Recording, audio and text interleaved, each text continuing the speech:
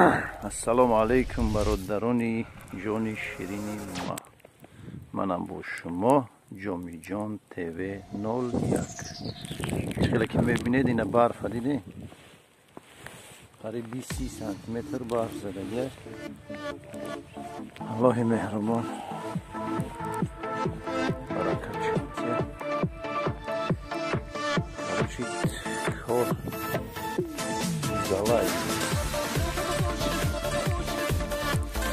برف این شو برف هم قریب بود.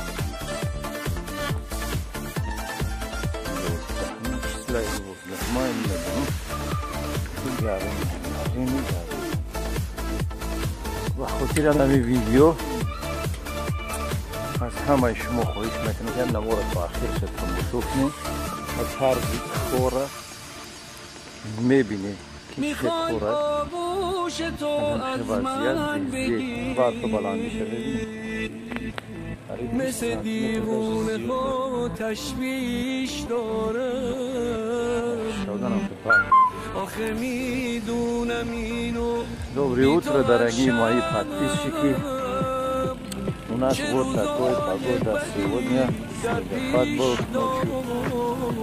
До сих пор вот идет снег, не работает.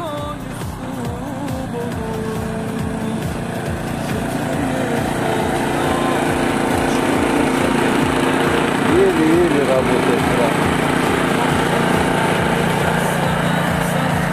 با خاطر همین کارک‌ها یک تلک مردم توجیک نیزه بودیم.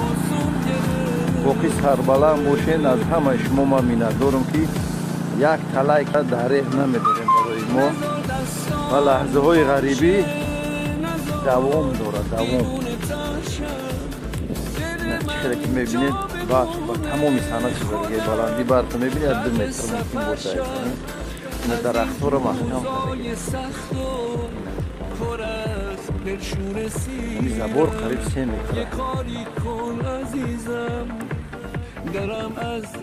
نمیخوین مردم کار همه بره برف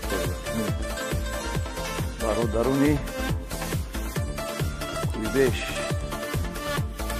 زبودیم پردیش همه تون رحمت خدا در امان خدا باشید. من بودم با شما در کانال ما حتما در آمده هر کسی را فراموش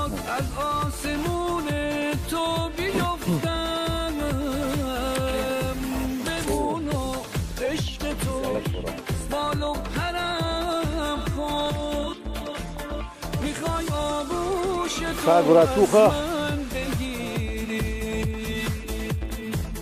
пойдет, говорю. Да, работа. Вот снег, хотели, вот снег. Вот братан тоже убирает свою территорию.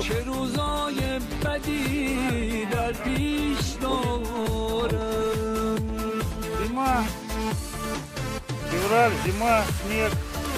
Лучше часть в марте потом. Виталик, что хочешь передать моим подписчикам? Сам передавай. Удачи и здоровья, самое главное. Лайк не забыла, да, что ли? Вот братуха тоже так работает с нами. Мы очень дружно живем, работаем вместе. У нас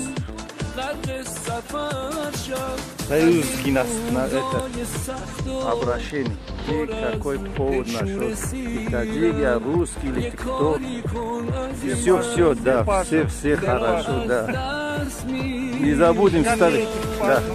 Не забудем ставить свои лайки и поддержку за нашу работу. Спасибо всем большое.